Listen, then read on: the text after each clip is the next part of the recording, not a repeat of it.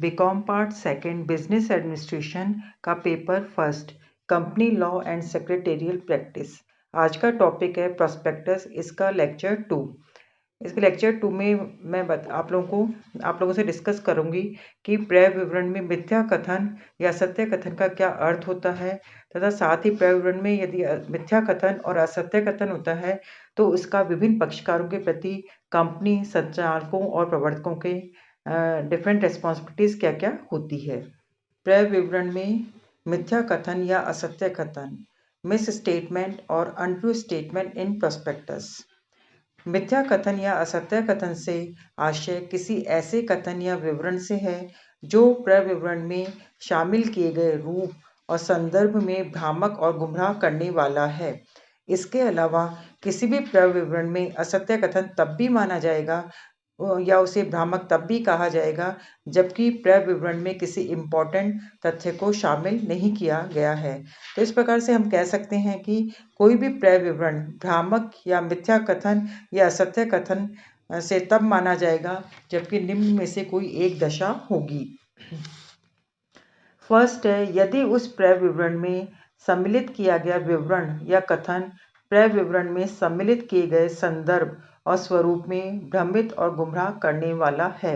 यानी कहने का तात्पर्य यह है कि क्रय विवरण में जो शामिल किया गया कोई जो स्टेटमेंट है, कोई कथन है, वो जिस संदर्भ और जिस स्वरूप में दिया गया है वो अभिदाताओं को गुमराह करने वाला होता है। सेकंड है, यदि कोई विवरण या कथन क्रय विवरण में सम्मिलित होने से छूट जाने के कारण उसे भ्रमित या गुमराह करने वाला समझा जाता है। यानी कहने का तात्पर्य यह है कि क्रय विवरण में कोई इम्पोर्टेंट बात जो शामिल करनी थी लेकिन वो शामिल नहीं की गई है तो उसे भी गुमराह या भ्रमित करने वाला माना जाएगा। तो इस प्रकार से हम कह सकते हैं कि क्रय विवरण में किसी भी तथ्य को असत्य रूप से प्रकट किया जाता है या किसी इम्पोर्टेंट फैक्टर को छिपाया जाता है तो वह असत्य कथन या भ्रामक कथन कहलाता है। नेक्स्ट है, क्रय विवरण में मिथ्या कथन या असत्य कथन के प्रभाव या परिणाम, इफेक्ट्स और रेमेडीज ऑफ मिस स्टेटमेंट और अनट्रू स्टेटमेंट।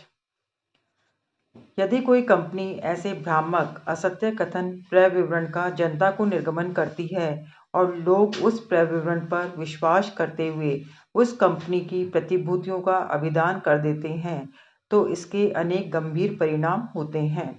और क्रय विवरण पर विश्वास कर कंपनी की प्रतिभूतियों का अभिदान करने वाले अभिदाताओं के विरुद्ध उपचार प्राप्त होते हैं। वो कौन कौन से उपचार प्राप्त होते हैं? वो विभिन्न उपचार निम्नलिखित होते हैं। उनमें पहला है कंपनी के विरुद्ध उपचार। यदि किसी कंपनी द्वारा निर्गमित भ्रामक या असत्य क्रय विवरण पर विश्वास करके कोई व्यक्ति कंपनी की प्रतिभूतियों के लिए अभिदान करता है तो कंपनी के नागरिक दायित्व उत्पन्न हो जाते हैं और जो पीड़ित अभिदाता है उसको कंपनी के विरुद्ध कई उपचार उपलब्ध होते हैं। उसमें पहला है अनुबंध का निरस्तीकरण। यानी कोई भी व्यक्ति यदि किसी भ्रामक या असत्य कथन के आधार पर प्रतिभूतियों का अभिदान किया है तो उसको सबसे पहला उपचार ये प्राप्त होता है कि वह प्रतिभूतियों के अनुबंध को निरस्त कर सकता है। यानी निरस्त करने के लिए उसको आवेदन करने की आवश्यकता होती है। अनुबंध के निरस्तीकरण के बाद में जो पीड़ित अभिदाता है उसे अलॉट किए गए जो भी प्रतिभूतियां हैं उसको लौटाना पड़ता है और कंपनी को जो दिया गया धन है वो कंपनी से ब्याज सहित प्राप्त करने का अधिकार होता है।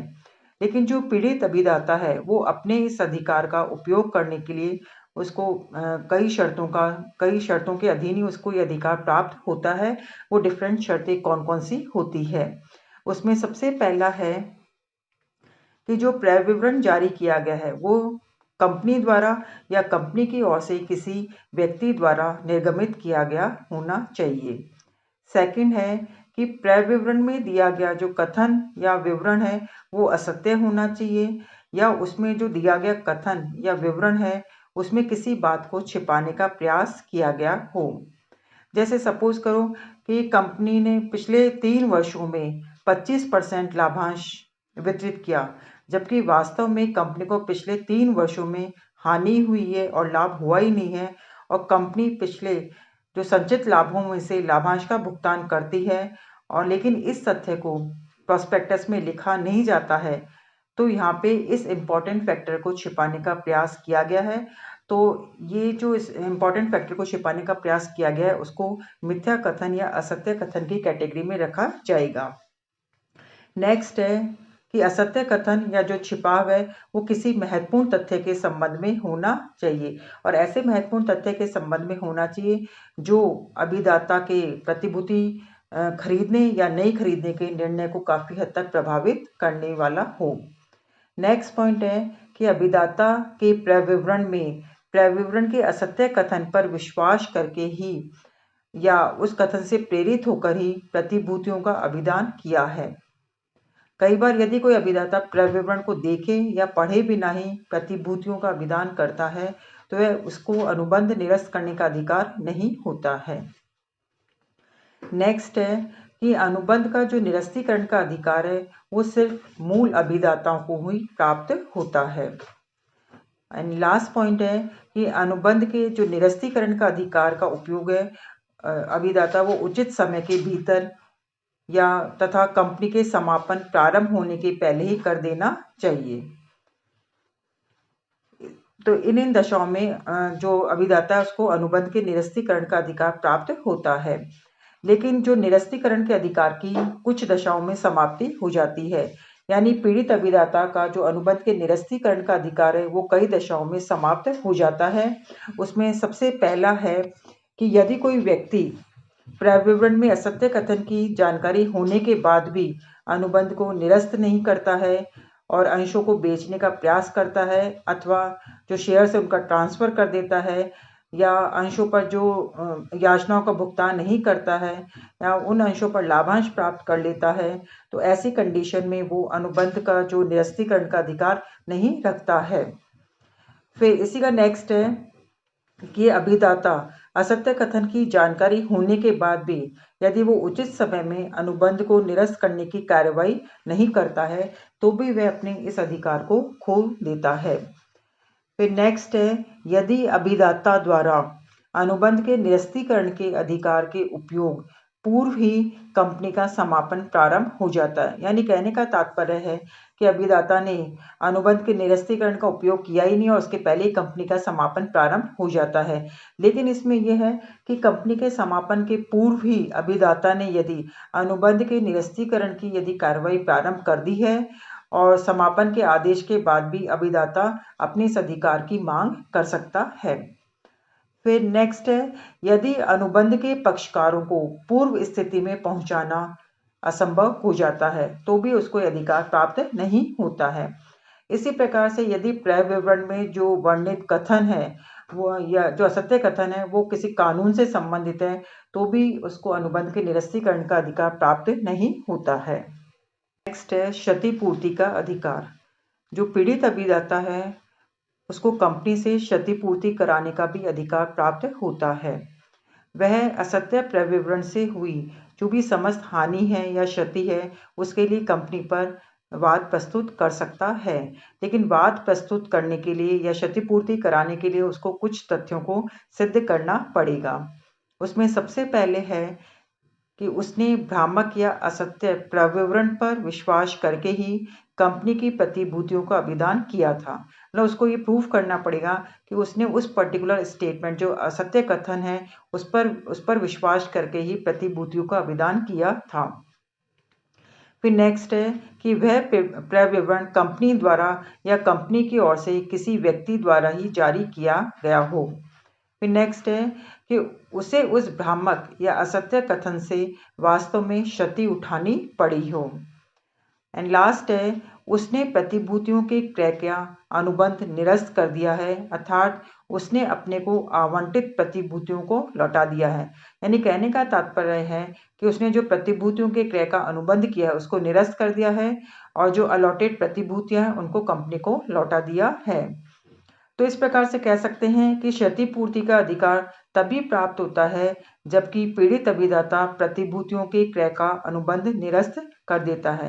यानी कहने का तात्पर्य है कि वह स्वयं अपने पास में प्रतिभूतियां रखकर क्षतिपूर्ति की मांग नहीं कर सकता है। नेक्स्ट है संचालकों, प्रवर्तकों, विशेषज्ञों आदि के विरुद्ध उपचार। यानी कहने का तात्पर्य है कि जो अभिदाता है उसको कंपनी के विरुद्ध अधिकार तो प्राप्त होता ही है, और साथ साथ में दूसरा है कि उसको संचालकों, प्रवर्तकों, विशेषज्ञों आदि के विरुद्ध भी उपचार प्राप्त होता है। जो कंपनी अधिनियम है उसमें उन व्यक्तियों की सूची दी गई है जो भ्रामक या असत्य क्रय विवरण के लिए रिस्पॉन्सिबल होते हैं। वो कौन कौन से व्यक्ति होते हैं? उसमें पहला है कि ऐसा प्रत्येक व्यक्ति जो क्रय विवरण जारी करने के समय कंपनी के संचालक हैं। फिर नेक्स्ट है ऐसा प्रत्येक व्यक्ति जिन्होंने कंपनी के क्रय विवरण में कंपनी के संचालक के रूप में नाम अंकित करने की अनुमति दे दी है या संचालक बनने हेतु अपनी सहमति दे दी है। यानी जिसने संचालक बनने की सहमति दे दी है तो ऐसा व्यक्ति भी अभिदाताओं के लिए रिस्पॉन्सिबल माना जाएगा। फिर है जो कंपनी के प्रमोटर्स होते हैं, और फिर ऐसा व्यक्ति भी हो सकता है जिसे क्रय विवरण जारी करने का अधिकार दिया है, या फिर प्रत्येक विशेषज्ञ जो कंपनी के निर्माण, प्रवर्तन या प्रबंध से संबंधित होते हैं। तो ये सभी व्यक्ति भी उस पर्टिकुलर अभिदाता के प्रति अभिदाता को इनके विरुद्ध भी उपचार प्राप्त होते हैं। अब ये जो संचालक है, प्रवर्तक है, विशेषज्ञ है, इनके दायित्व को 2 वर्गों में विभाजित किया जा सकता है। उसमें पहला है दीवानी या सिविल दायित्व। दीवानी या सिविल दायित्व में जो कंपनी के संचालक है, प्रवर्तक है, विशेषज्ञ हैं, उनका उन अभिदाताओं के प्रति दीवानी या नागरिक दायित्व भी होता है जिन्होंने भ्रामक या असत्य क्रय विवरण पर विश्वास कर कंपनी की प्रतिभूतियों के लिए अभिदान किया है। अब जो पीड़ित अभिदाता है उसको ऐसे संचालकों के विरुद्ध कौन कौन से उपचार प्राप्त होते हैं? उसमें पहला है कि असत्य कथन या तथ्यों के विलोप के लिए क्षतिपूर्ति।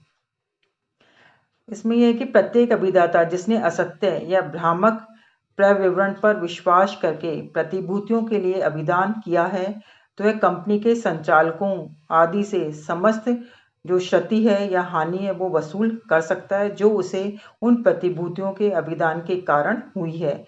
लेकिन वो क्षतिपूर्ति तभी प्राप्त कर सकता है कि उसके लिए प्रूफ करना पड़ेगा कि उसने उस असत्य क्रय विवरण पर विश्वास करके ही प्रतिभूतियों का अभिदान किया है, और साथ ही उसे ऐसे अभिदान के कारण वास्तव में क्षति उठानी पड़ी हो, तो वह क्षतिपूर्ति प्राप्त करने का अधिकारी होता है। लेकिन जो संचालक है वो अपने बचाव हेतु आधार भी प्रस्तुत कर सकते हैं, यानी वो रिस्पॉन्सिबल नहीं माने जाएंगे यदि वो कुछ बातों को प्रूफ कर देते हैं।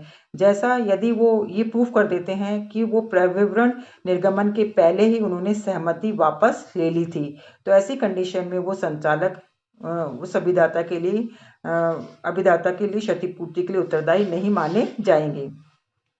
और दूसरा हो सकता है कि बिना जानकारी या सहमति के निर्गमन। यदि कोई व्यक्ति क्षतिपूर्ति के लिए उत्तरदायी तब भी नहीं होगा जबकि वो ये प्रूफ कर देता है कि जो प्रोस्पेक्टस उसकी जानकारी या सहमति के जारी किया गया है, तो और लेकिन उसको इस बात के लिए उसने सार्वजनिक सूचना दे दी हो कि क्रय विवरण उसकी जानकारी या सहमति के बिना जारी किया गया था, तो ऐसा व्यक्ति के विरुद्ध उपचार प्राप्त नहीं होगा। अब नेक्स्ट सेकंड पॉइंट है कपटपूर्ण क्रय विवरण के लिए असीमित व्यक्तिगत दायित्व। कभी कभी यह भी सिद्ध कर दिया जाता है कि कोई क्रय विवरण प्रतिभूतियों के आवेदकों या किसी अन्य व्यक्ति के साथ कपट करने के उद्देश्य से जारी किया था या किसी कपटपूर्ण उद्देश्य से जारी किया गया है, तो ऐसी दशा में प्रत्येक संचालक, जो प्रवर्तक है, विशेषज्ञ आदि का असीमित रूप से व्यक्तिगत दायित्व माना जाएगा। अब संचालकों प्रवर्तकों के विरुद्ध दूसरा दायित्व है दंडनीय दायित्व। यदि कोई क्रय विवरण में कोई भ्रामक या असत्य कथन है तो क्रय विवरण के निर्गमन को अधिकृत करने वाला जो प्रत्येक व्यक्ति है वो सेक्शन 447 के अधीन उत्तरदायी होगा। अब सेक्शन 447 में कहा गया है कि कपट के लिए जो दोषी पाया गया कोई भी व्यक्ति कम से कम 6 माह और अधिकतम 10 वर्ष तक की कारावास की सजा से दंडित किया जाएगा। लेकिन इसमें भी है बचाव के आधार। अगर कोई संचालक, प्रवर्तक या जो विशेषज्ञ अपने बचाव के आधार प्रस्तुत कर देते हैं। तो उनके प्रूफ करना पड़ेगा कि जो कथन है वह कथन या विलोप महत्वहीन था, मतलब वो इम्पोर्टेंट नहीं था। फिर उसको नेक्स्ट है, उसके पास उस कथन पर विश्वास करने के लिए समुचित आधार थे। फिर नेक्स्ट है, उसके पास इस बात पर विश्वास करने के उचित आधार थे कि क्रय विवरण में किसी विशेष सामग्री को जोड़ना या उसमें उस सामग्री को विलोप करना आवश्यक था। तो ऐसी कंडीशन में वो जो व्यक्ति है, जैसे विशेषज्ञ है, संचालक है, वो अपना बचाव का आधार प्रस्तुत कर सकते हैं। तो इस प्रकार से आज मैंने आप लोगों को क्रय विवरण में असत्य कथन और भ्रामक कथन के क्या क्या प्रभाव और क्या परिणाम होते हैं, इसके बारे में विस्तृत रूप से चर्चा की।